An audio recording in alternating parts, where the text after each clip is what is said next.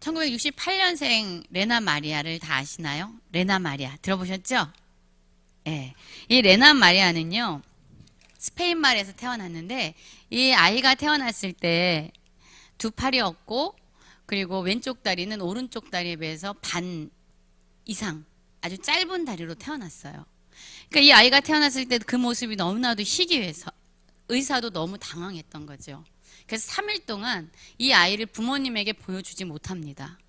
그리고 3일 후에나 이 레나 마리아를 어머니의 품에 보여주죠. 어머니가 이 안타까운 모습으로 태어난 아기를 보고 엄청난 눈물을 흘리게 됩니다. 그런데 스웨덴은요, 워낙 복지가 잘 돼 있는 나라예요. 요람에서 무덤까지 사회복지 정책이 아주 세계적으로 잘 돼 있는 나라인데요. 이 나라는 장애인으로 태어나면, 특히 이 레나 마리아처럼 심각한 장애인으로 태어날 경우에는요, 나라에서 이 아이를 다 책임져서 양육해주고 키워줍니다. 그래서 이 레나 마리아의 아버지에게 사회복지사가 찾아옵니다. 그래서 말을 하는 거죠. 아버님, 이렇게 심각한 장애를 가지고 있는 아이는 아버님이 양육권을 포기만 한다면 나라에서 전적으로 양육해주고 책임져 줍니다. 그러니까 여기에 사인만 하시면 돼요 라고 말을 합니다. 아버지가 참 어려운 결단을 하게 된 거예요. 사실 우리나라에서도 그렇지만 이 장애 알을 키우는 것은 쉬운 일이 아니에요. 저희 오빠도 청각장애인으로 태어난 건 아니죠. 이제 태어나서 나중에 후천성 장애가 됐지만 일평생 장애를 가지고 산다는 건요, 그 모든 가족들에게 어마어마한 수고와 헌신을 요구하게 됩니다. 이 레나 마리아가 너무나도 심한 중증 장애인으로 태어나서 사회복지사가 이렇게 얘기를 하자, 아버지도 이 아이를 데리고 내가 양육하게 된다면 얼마나 많은 희생이 들어가는지 알기 때문에 선뜻 대답을 할 수 없었던 거예요. 스웨덴에서는 이렇게 복지 제도가 잘 돼 있기 때문에 심한 중증 장애인 아이를 부모님이 직접 케어하는 일은 그렇게 보편적인 일이 아니었거든요. 아버지가 고민하고 고민을 했습니다. 그리고 마침내 이 사회복지사에게 대답을 하죠. 뭐라고 대답했을까요? 이 아이에겐 우리가 필요합니다 라는 대답을 하게 돼요. 사실 레나 마리아는요, 너무나도 심한 장애를 입고 태어났고 자기의 운명을 자기가 결정할 수 있는 힘이 없는 아이였어요.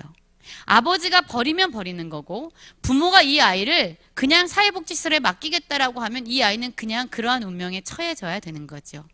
그러나 아버지는 자기의 입장보다 이 아이가 얼마나 그의 부모가 필요한지를 보았고, 이 아이에겐 우리가 필요합니다라는 그러한 말을 통해서 이 아이를 양육하게 됩니다. 여러분, 그러나 그것은 쉬운 일이 아니었어요. 사실 이 아이가 양쪽 팔도 없지요. 다리 한쪽은 짧지, 엄청나게 짧은 다리, 오른쪽 다리만 멀쩡한데요. 이 아이가 어떻게 하겠어요? 넘어지면 우리는 이렇게 두 손으로 짚고 일어나잖아요. 버티잖아요. 근데 이 아이는 한 번 넘어지면요, 그냥 통나무처럼 쓰러질 수밖에 없는 거죠. 그럼 이 부모님들은요, 이 아이가 장애라는 이유 때문에 자기의 힘이 아니라 다른 사람을 의존해서 그렇게 살까봐, 레나 일어나, 너 스스로 일어나봐 라고 그 아이를 훈련시키는 거죠. 그럼 이 아이가 머리로 온 몸으로 기어가서 벽에 서곤 했습니다. 여러분, 사람들의 그러한 눈초리는 또 얼마나 심했겠습니까? 학교를 갈 때도 깽깽이 다리로 가는 거예요. 다리가 짧으니까요. 팔은 없으니까요. 그럼 아이들이 옆에서 수군대면서 놀려대죠. 야, 외다리? 이러고 놀리면 얘는 왜 양다리? 그러면서 오히려 자신이 외다리라는 게 것에 대해서 주눅들지 아니하고 당당할 수 있었던 것은 이 부모님들의 희생과 그 아이를 향한 지지와 격려가 있었던 거죠. 여러분, 약한 자들에게 부모님의 헌신이 필요하죠. 저는 이 레나 마리아는 여러분 그냥 그런 사람이 아니에요. 이 여자는 나중에 천상의 목소리로 하나님을 찬양하는 스웨덴의 대표적인 가수가 됩니다. 그것뿐만이 아니죠. 발은 하나밖에 없었는데 이 오른팔로 운전하고 수영하고 십자수를 뜨고 또한 성가대 지휘까지 다 해내게 되는 엄청난 그러한 유명한 능력 있는 여자가 됩니다. 어떻게 이런 일이 가능할까요? 바로 이 아이에게 부모님이 필요하다는 것을 본 바로 아버지의 그러한 결단 때문이었어요. 사실 요즘에 우리 성도님들의 삶에 많은 어려움들이 있습니다. 육신의 질병으로, 또 자녀의 어려움으로, 또한 직장의 어려움으로, 관계의 어려움으로, 재정적인 어려움으로 여러 가지 어려움이 있어요. 그런데 비단 우리 성도님들뿐만 아니죠. 전 세계적으로 보면요, 이스라엘과 중동에서 엄청난 전쟁이 터졌어요. 많은 사람들이 인질로 잡혀갔습니다. 그런데 그게 비단 다른 나라의 이야기가 아니죠. 우리나라도 지금 남북으로 대립하고 있잖아요. 그러한 전쟁이 언제 우리에게 다가올지 모르는 불안함과 두려움이 우리에게도 있는 거죠. 아프가니스탄에서는 강진으로 2,000명 이상의 사람들이 순식간에 한순간에 죽음을 당했어요. 우크라이나와 러시아는 여전히 전쟁통에 있습니다. 전쟁이 끝나지 않습니다. 우리나라도요, 여러 가지 안팎으로 어려운 문제들이 많이 있어요. 새벽에 나와서 하나님께 기도를 합니다. 하나님, 우리 원사님 너무 아픈데 어떡합니까? 하나님, 우리 집사님 직장과 사업으로 이렇게 무거운 짐을 어떻게 해야 됩니까? 하나님, 우리 집사님의 자녀를 주님 어떻게 합니까? 주님, 이러한 저러한 상황 어떻게 해야 됩니까? 라고 주님 앞에 어느 날은 그냥 그런 마음들을 토로했습니다. 그런데 주님이 저에게 이렇게 말씀해 주시는 것 같았어요. 은스가, 그래서 그 권사님에게는 내가 필요한 거야. 그래서 그 집사에게는 내가 필요한 거야. 그래서 그 집사의 자녀에게는 내가 필요한 거야. 너희들의 모든 연약함은, 너희들이 처해 있는 모든 고통은 너희들에게 내가 얼마나 필요한지를 이야기하고 있는 거야. 너희들의 고난은 너희들에게 내가 얼마나 필요한지를 말해주는 나의 외침이고 나의 절규야 라고 하나님이 말씀하시더라고요. 여러분, 저는 그 말씀 때문에 위로를 받았어요. 우리는 주님, 우리에게 주님이 필요합니다라고 기도하지만 주님은 우리의 형편과 우리의 사정을 다 아시고 너에게 내가 필요한지를 내가 알아 라고 말씀하시는 분입니다. 여러분, 그것이 우리 하나님이에요. 오늘 말씀을 보면은요, 고린도 후서의 이야기입니다. 사실 이 바울은요, 고린도 교회를 세운 사람이었어요. 이 고린도 교회는요, 바울이 2차 전도 여행 당시에 고린도 지역에서 1년 반, 1년 6개월을 머물면서 그곳에 자신의 희생과 자신의 사랑을 다 들여서 고린도 교회를 세웠습니다. 그리고 나서 이제 그 후에 바울이 그곳을 떠났죠. 그리고 3차 전도 여행이 돼서 그가 어디로 갔냐면요, 예배소에서 3차 전도 여행 때 예배소에 머물고 있었어요. 그런데 소식이 들려왔습니다. 그가 세운 교회에 많은 불미스러운 일들이 일어나고 있다는 거예요. 교회는 쪼개지고 분열하고 갈등하고 있었고요. 또한 세상에서도 잊지 못하는 아주 너무나도 더러운 음행이 교회 안에서 행해지고 있었고요. 또한 형제를 소송하는 일들이 고린도 교회에 있었던 거예요. 그 이야기를 듣고 사도 바울이 어떻게 합니까? 너희들 그렇게 하면 안 돼! 라고 그들에게 강력한 경고의 편지를 보냈는데 그것이 고린도 전서예요. 그런데 그 고린도 전서 이 편지를 보냈는데 오히려 그 교회가, 그 성도들이 돌이키기는커녕 돌이키지 않고 더 갈등이 심해지고 더 심각한 상황으로 치닫게 됩니다. 그래서 바울이 그 이야기를 듣고 나서 어떻게 할까요? 너무나도 급한 마음에 내가 고린도 너희 교회를 나중에 방문할 거야 라고 방문을 연기했는데 급한 마음에 자기가 썼던 그 편지의 내용과 다르게 그 고린도 교회로 배를 타고 즉각적으로 가게 되는 거죠.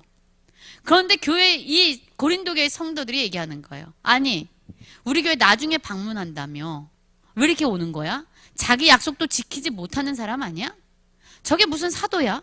그러면서 오히려 사도 바울을 대적하는 성도들에게 빌미를 제공해서 사도 바울을 오히려 공격하고 너는 진짜 사도도 아니야 라고 이야기하는 그런 논란의 중심에 바울이 서게 되는 거죠.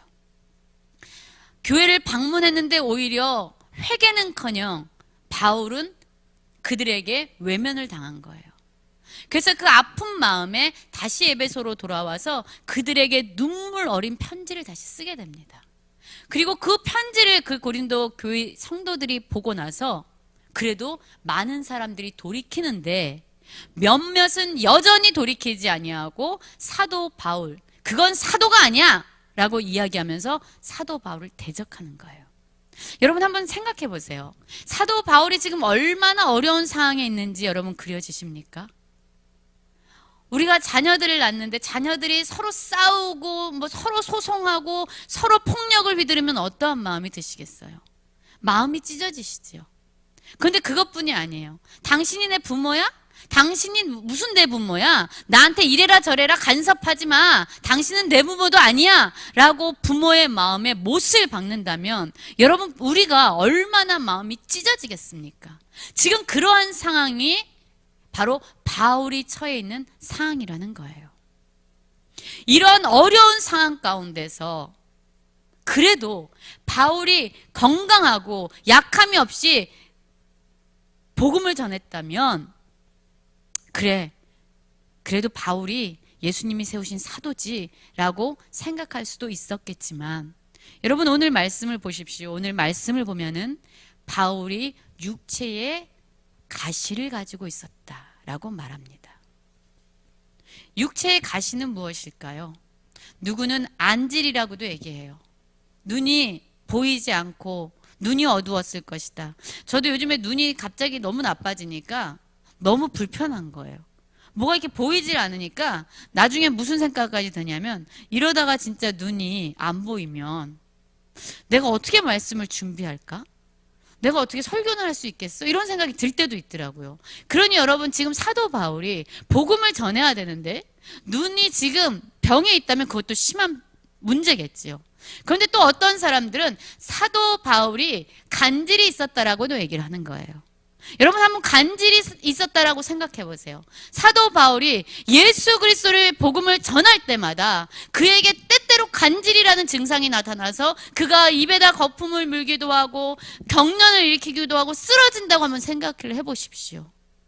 여러분 그러면 그 사도 바울의 복음을 듣는 사람들이 심지어 그를 대적하는 그 사람들이 뭐라고 얘기하겠습니까?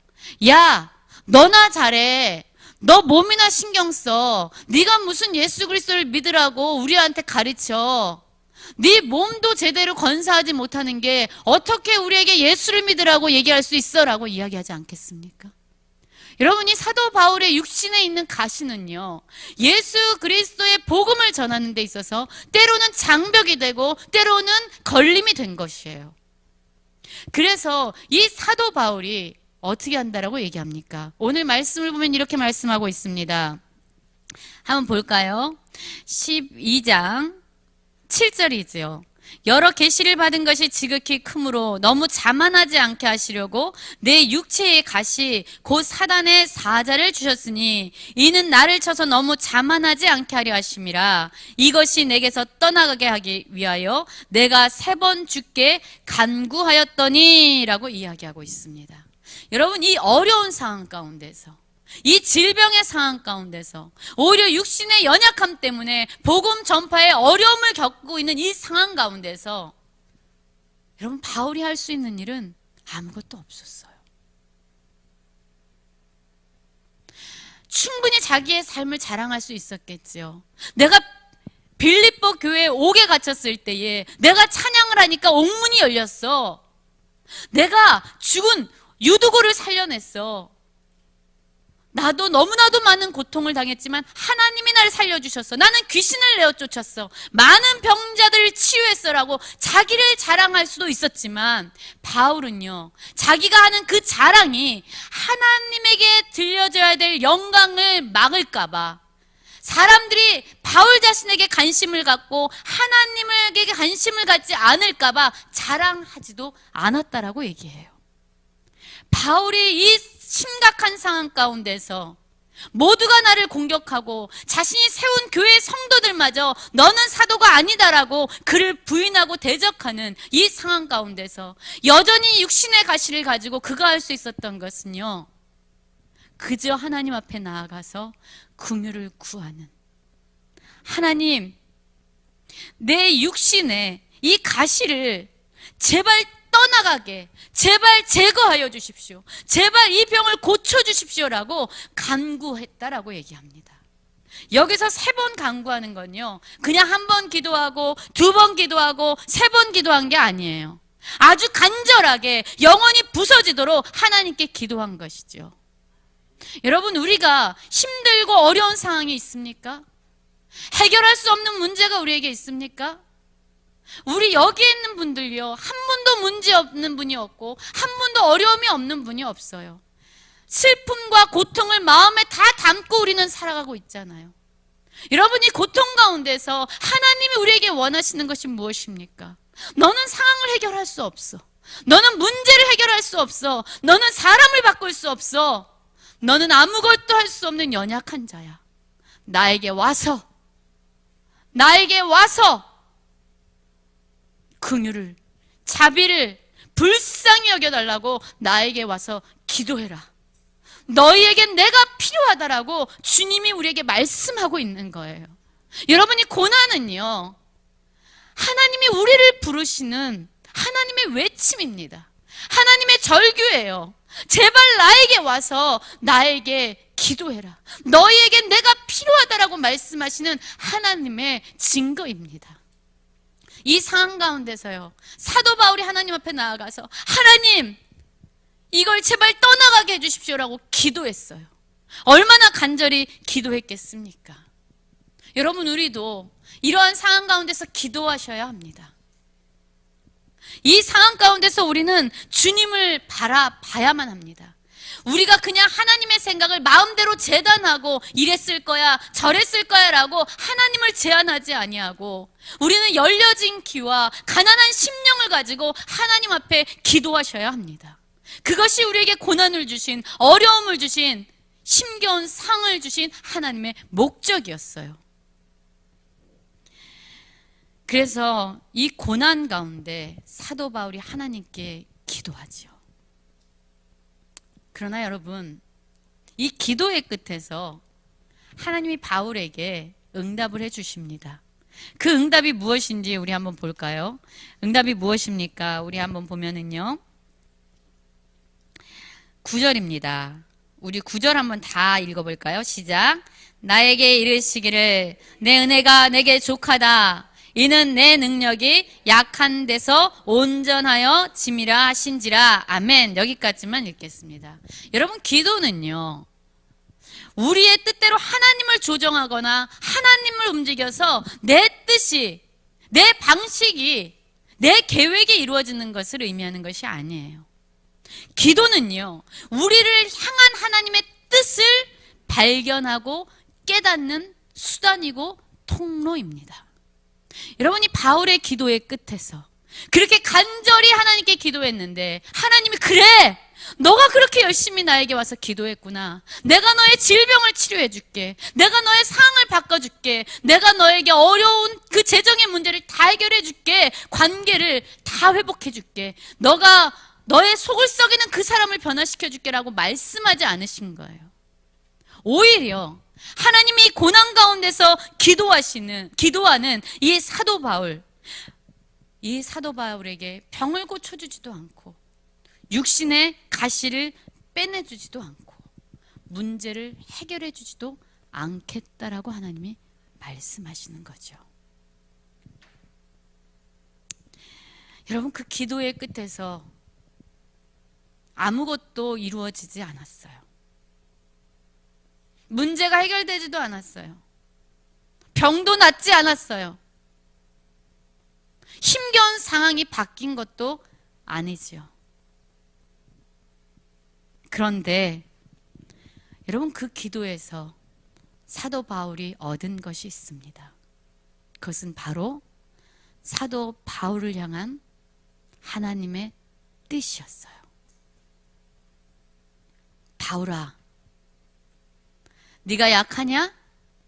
그 약함으로 말미암아 네가 복음 전파에 어려움을 겪냐? 그 육신의 가시로 말미암아 네가 처한 상황이 점점 더 힘겨워지냐?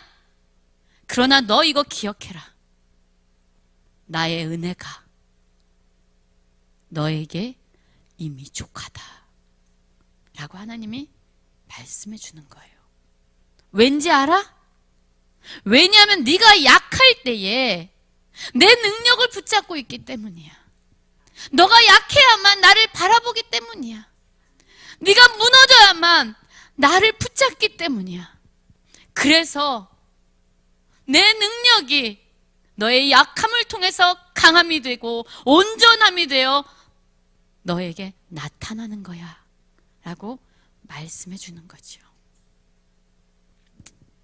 여러분, 하나님의 은혜가 족하십니까? 우리의 인생 가운데 부어주신 하나님의 은혜로 충분하십니까? 왜입니까? 여기에 계신 많은 분들 중에서요, 약하지 않았다면, 문제가 있지 않았다면, 어려움이 있지 않았다면 우리는 하나님을 쳐다보지도 않았을 거예요. 우리는 기도의 자리에 나오지도 않았을 거예요. 우리는 그분의 외침을 듣지도 않았을 거예요. 우리에게 하나님이 얼마나 필요한지 우리는 깨닫지도 못하고 나 잘난 맛에 그렇게 살아갔을 거예요. 우리의 약함이 여러분 하나님을 붙잡는 통로가 된 거예요. 그래서 주님의 은혜는 우리에게 족합니다. 우리 권사님들과 집사님들 또 우리 성도님들하고 이야기를 하다 보면요, 가끔 이런 말씀을 하시는 분들이 있어요. 사모님, 그렇게 간절히 기도해도 우리 자식은 하나도 안 변해요. 하나님, 문제가 해결되지 않아요. 사모님, 어떻게 이렇게 내 기도를 들어주지 않는지 응답되는 게 하나도 없어요 라고 말씀하시는 분들이요, 종종 있어요. 그러나 사랑하는 성도 여러분, 기도는요, 우리의 원함대로 하나님을 움직이고 내 계획이 이루어지도록, 내가 계획한 모든 것들이 형통하게 잘 풀리도록 하나님을 움직이고 조종하는 것이 아니라는 것을 기억하셔야 돼요. 여러분, 여전히 기도의 응답을 못 받고 있다고 생각한다면 열려진 귀와 열려진 심령으로 주님 앞에 앉으십시오. 하나님, 이 상황을 허락하신 하나님의 뜻이 무엇입니까? 하나님, 내가 이 상황 가운데서 무엇을 하기 원하십니까? 하나님, 문제는 해결되지 아니하고 상황은 여전히 불편하고, 여러분, 하나님, 내 삶에 찾아오는 이러한 많은 것들로 나는 너무나도 힘이 든데, 주님, 이 상황을 처하게 하신 당신의 뜻이 무엇입니까? 라고 주님 앞에 물으셔야 합니다. 그래서 그 기도의 끝에서 하나님의 뜻을 우리는 발견해야 합니다.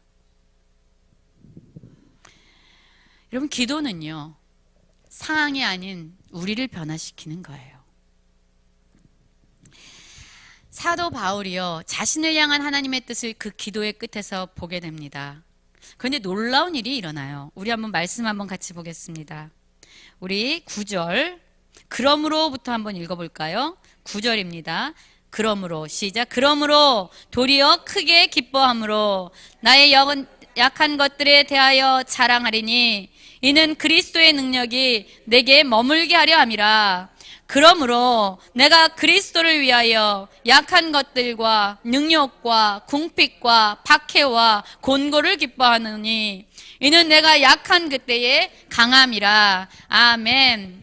여러분, 이 사도 바울이요, 그렇게 간절히 기도했는데 몸에 병이 치유되지 않았어요.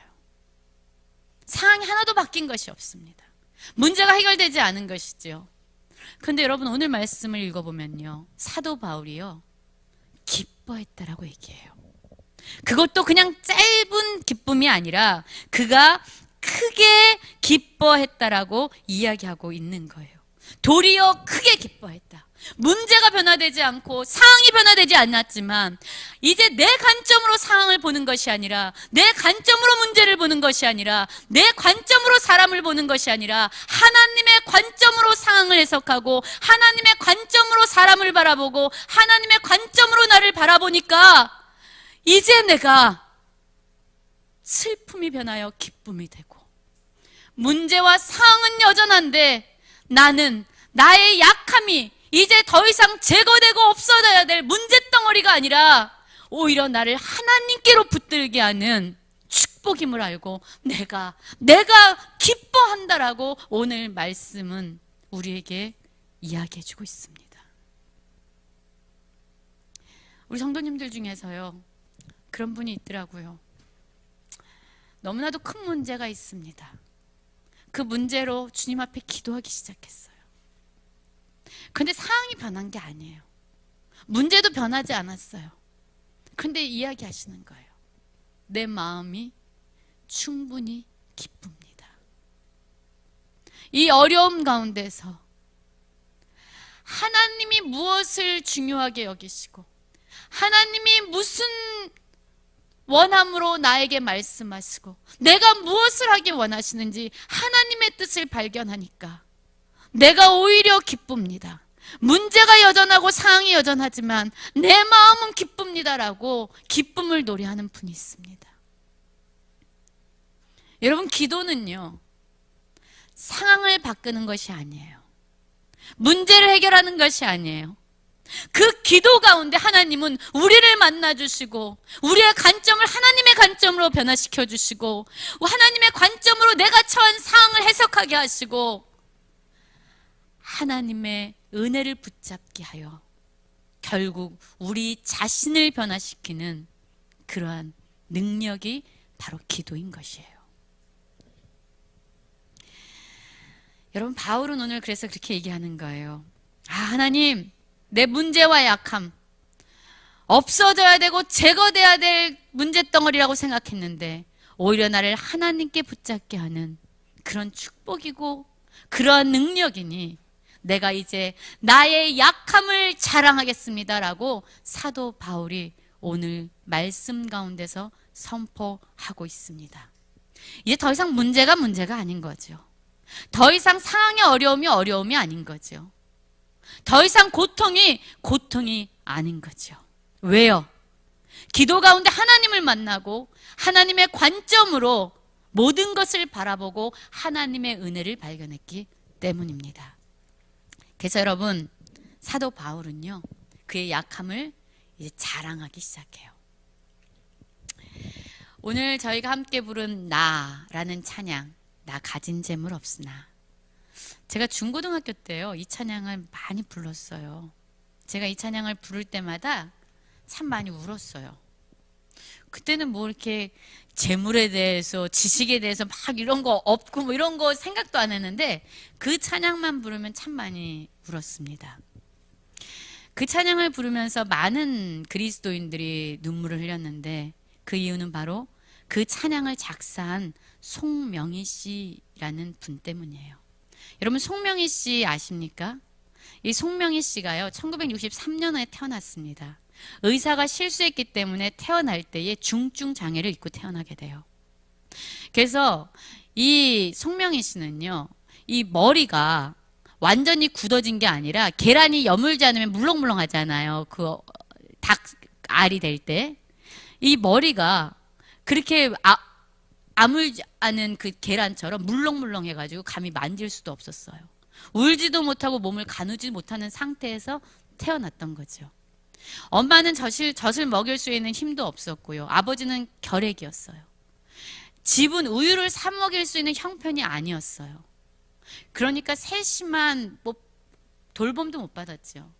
누가 이 아이를 등에라도 업으려고 하면요, 이 아이가 그 목이 등까지 막 젖혀지면서 막 허리가 끊어지는 고통 때문에 함부로 이 아이는 만질 수도 없었습니다.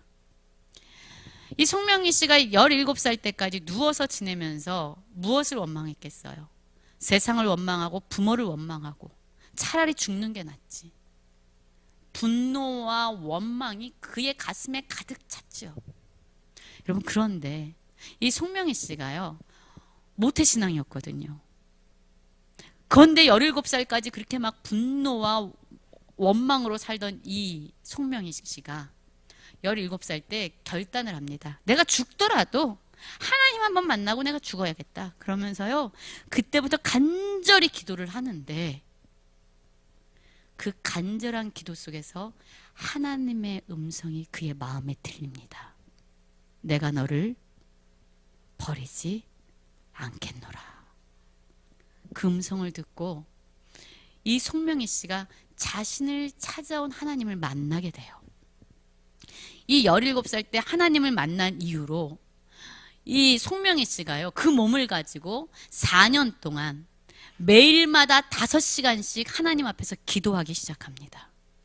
성경을 30번 이상 통독을 해요. 그리고 나서 하나님이 마음에 생각을 주시면요, 그 쓰지도 못하는 다 뇌성마비니까 얼마나 힘들겠어요. 하나님이 불러주시는 대로 글씨를 써내려가기 시작하면서 시를 써내려가기 시작해요. 이 여인의 시가요, 규장에서 책으로 발간되면서 송명희 신이라는 이름으로 그 여인이 이름을 떨치기 시작합니다. 여러분, 17살까지 죽기를 바라던 이 여자가요, 이 송명희 시인이요, 28권의 책을 내요. 28권의 책을 낼 뿐만 아니라 11년 동안 기독교 신문에 칼럼을 연재해요. 그리고 200편이 넘는 복음성가 가사를 작사합니다. 한국 복음성가 가사 대상을 받기도 했어요. 그리고 오늘 불렀던 이 나 가진 재물 없으나, 나 가진 지식 없으나, 나 남에게 있는 건강 없으나, 나 남이 없는 것 있으니, 이 시도 어느 날 하나님께서 너 내가 불러주는 대로 글을 써라, 그것을 이 왼손에 몽뚱한 연필을 움켜쥐고 써내려간 시가 바로 우리가 불렀던 그 찬양의 시예요. 그 기도의 끝에서 그 절망뿐인 여인, 그 기도로 말미암아 몸이 난 것도 아니고 상황이 변화된 것도 아니지만, 그 기도의 끝에서 그 여인은 하나님을 만나고 지옥과 같은 삶에서 천국과 같은 삶을 누리는, 기쁨과 감격의 삶을 누리는 진정한 그리스도인이 되는 거죠. 세계 곳곳을 다니면서 그 몸을 가지고 하나님을 간증하면서 하나님이 나에게 찾아오셨습니다 라고 간증을 하고 사람들에게 도전을 하는 그러한 사람이 바로 송명희 시인입니다. 여러분, 어려움 가운데 있으시죠? 힘겨우시죠? 문제만 생각하고 어려움만 생각하면 때로는 숨 쉬는 것도 힘들 때도 있습니다. 걱정뿐이고 염려뿐일 때도 있어요. 그러나 하나님을 만나면 상황이 변화되지 않고 문제가 해결되지 않아도 여러분, 우리는 천국을 살아가게 될 겁니다.